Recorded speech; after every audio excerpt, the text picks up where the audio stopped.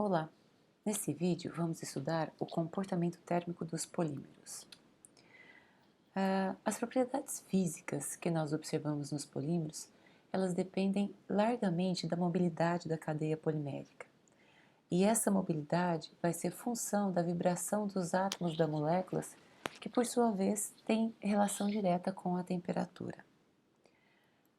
O desempenho termomecânico dos polímeros depende também fortemente das características físico-químicas desse material polimérico. No comportamento térmico dos polímeros, a temperatura de transição vítrea exerce um papel importantíssimo.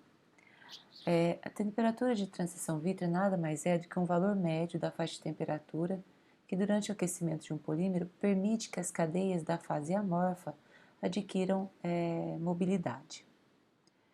Ou seja, elas passam a adquirir possibilidade de mudança na conformação. Nós podemos dizer que abaixo da temperatura de transição vítrea, o polímero está no estado vítreo, ou seja, ele não tem energia interna suficiente para realizar o deslocamento de de uma cadeia com relação a outra por mudanças conformacionais. No estado vítreo, ele é caracterizado por se apresentar duro, rígido e quebradiço.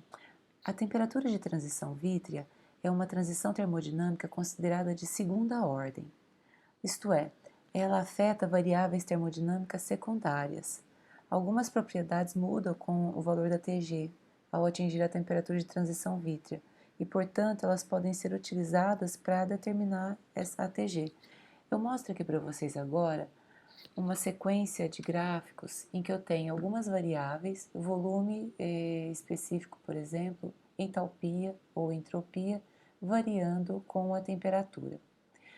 Essa sequência de gráficos aqui é interessante porque ela nos permite conhecer ou fazer a diferença de uma transição que é considerada de primeira ordem e uma transição considerada de segunda ordem. A transição do estado vítreo para um estado de maior mobilidade das cadeias é acompanhada por marcantes mudanças no volume específico do meu material. A transição do estado vítreo para o estado de mobilidade das cadeias é acompanhado por marcantes mudanças no volume específico, por exemplo, no índice de refração, na capacidade calorífica, na entalpia, na entropia. Daí a construção de gráficos como esse daqui. Nós consideramos que a transição vítrea não seja uma transição de primeira ordem sob o ponto de vista termodinâmico, porque quando ela acontece, então aqui é uma situação em que eu tenho uma transição vítrea, aqui é uma situação em que eu tenho um processo de fusão. Quando a transição vítrea acontece, não se observa uma descontinuidade como a gente observa aqui numa transição de primeira ordem. Ou seja, essa propriedade aqui, por exemplo, que poderia ser o volume, quando eu tenho uma mudança, um processo de fusão, que é considerado um processo de uma mudança de primeira ordem, eu tenho uma drástica, um salto aqui na variável volume, né, no comportamento do volume. Já quando eu tenho a ocorrência da transição vítrea, característica dos polímeros amorfos, eu não tenho essa descontinuidade tão abrupta. Esse salto característico aqui que nós vimos na temperatura de fusão, para a transição vítrea, só vai ser observado quando é feita a primeira derivada do processo. Aí sim a gente tem a possibilidade de verificar a temperatura certinha onde acontece a transição vítrea. Assim, para a identificação da temperatura de transição vítrea, é necessário o uso de cálculos, de métodos, com cálculos, uma vez que ela não pode ser determinada diretamente. Então, eu posso ter técnicas dinâmicas e técnicas estáticas que em que a gente pode realizar essa verificação. Uma outra temperatura importante no comportamento dos polímeros é a temperatura de fusão cristalina ou TM, né? Essa temperatura é o valor médio, de uma faixa de temperatura em que, durante o aquecimento, desaparecem as regiões cristalinas com a fusão dos cristalitos. Nesse ponto, a energia do sistema atinge o nível necessário para vencer as forças intermoleculares secundárias entre as cadeias da fase cristalina, destruindo a estrutura regular do empacotamento, o que ocasiona uma mudança do estado borrachoso para um estado viscoso ou fundido. Nesse caso aqui, a TM é considerada uma transição termodinâmica de primeira ordem. Conforme nós vimos anteriormente, o comportamento dela, a partir do momento que atinge a temperatura de transição vítrea, é um comportamento que mostra uma variação mais abrupta. Vale lembrar que quando nós estamos trabalhando com polímeros, nós temos cadeias com diferentes tamanhos, então às vezes a transição não é tão nítida como é apresentado aqui.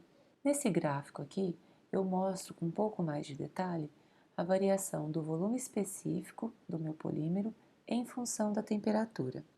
Nesse gráfico aqui, nós vamos trabalhar um pouco melhor a determinação experimental de TG e TM.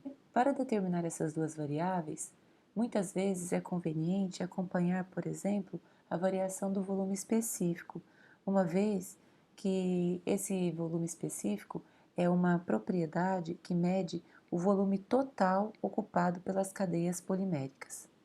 Um aumento na temperatura vai ocasionar um aumento do volume em função da expansão térmica que o sistema vai sofrer. Esse aumento é esperado ser linear, né, com a temperatura, a não ser que nós tenhamos algum tipo de processo secundário, né, alguma modificação na mobilidade do sistema, o que implicaria num mecanismo de expansão um pouco diferente. De forma geral, a gente trabalha com dois tipos de materiais poliméricos amorfos e materiais poliméricos semicristalinos. Essa figura mostra que quando partimos de temperaturas baixas e vamos aumentando-as numa taxa constante, tem um aumento gradativo da mobilidade da cadeia, que pode ser refletido na expansão térmica. Então, eu tenho um aumento aqui, ó, eu começo a ter um aumento do meu volume específico. Quando a gente tem o valor da transição vítrea ultrapassado, aqui seria o processo de transição vítrea, a faixa de transição vítrea.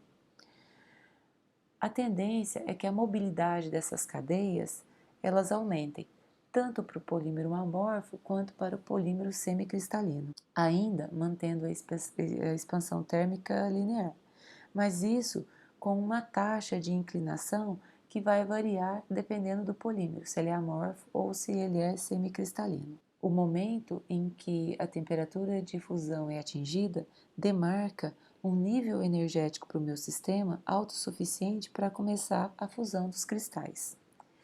A fusão, né, de um pequeno cristal vai provocar um aumento localizado e instantâneo no volume. É por isso que a gente vê essa variação aqui um pouco mais abrupta. Como nós temos cristais do polímero com diferentes tamanhos, eu vou encontrar uma pequena faixa de temperatura e não um valor único, que é comum no caso dos materiais puros de baixa massa molar, e numa faixa de temperatura em que todos os cristais se fundirão, provocando, né, um aumento gradual do volume. Nessa faixa de temperatura,